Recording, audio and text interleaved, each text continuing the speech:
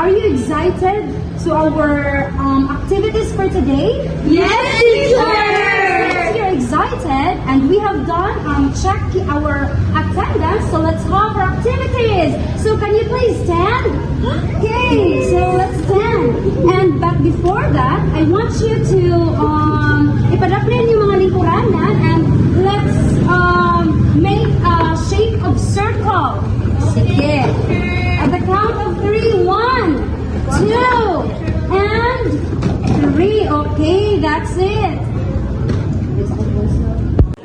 Okay, kids, so are you excited for our activity for today? Yes, teacher! Oh, amazing! So I love your energy. So now, for the mechanics of the game, anong buhaton when I'm gonna play at music o niya sa pag-play sa music kami siya atong akong iyo o niya sa pag-stop na sa music kinsay makatulong ani kanang iyahang i-determine ang kanina picture o para asa ni siya gamiton. So got it?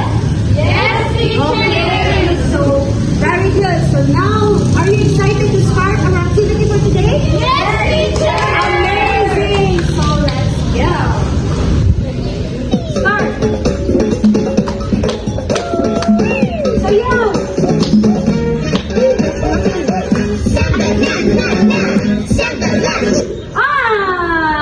So now, okay, si Inday Ingrid.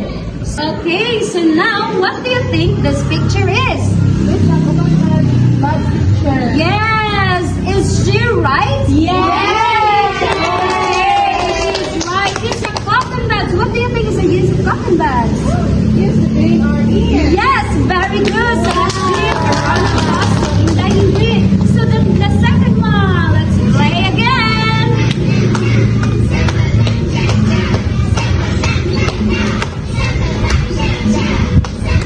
Oi! Stop! So now we have Inday Rina Liza. So what do you think this picture is? Shampoo, teacher! Is she right? Yes, teacher! Yes, it's a shampoo. So what's the use of shampoo again? Para inigaligo, teacher, kaya imong ibutang sa imong ulo para mahubog. Yes, exactly. Okay, let's play again.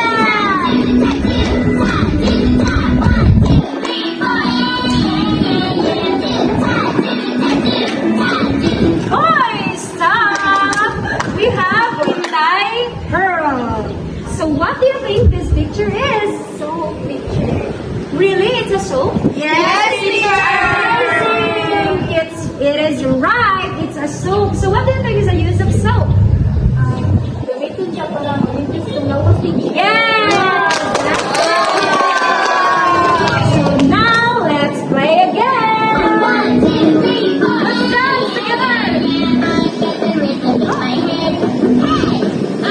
the rhythm in my shoulder. I got the rhythm in my hand. I got the rhythm in my bottom. Okay, since wala naman si Inday Pearl, sa ato na sa ikaw yung kubalik.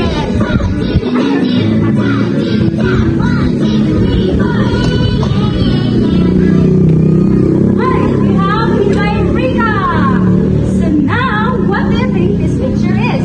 Nail cutter, teacher. Yes, it's a nail cutter. So what do you think is the use of nail cutter? Ay, tiglit ko sa kamot, teacher, sa kuko. Yes, you're right. Para ikat ang nail. Sige, pakita ko na yung nails, Ben. Wow, amazing. You have a clean nails. Yes. So let's play again.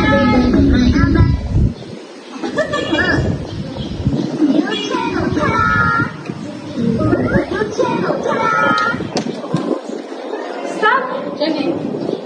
We have Inday Janine.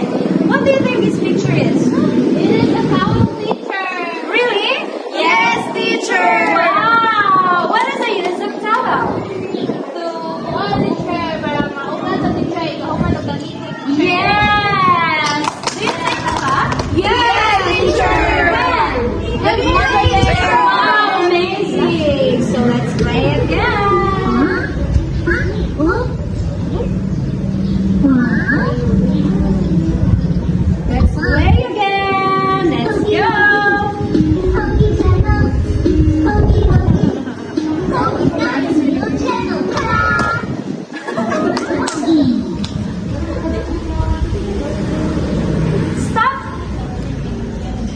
So now, what do you think this picture is? It is a toothbrush, teacher. Yes, it's a toothbrush. What is the name of toothbrush? It's used to clean our teeth. Yes, you're right. Exactly. It's in our teeth.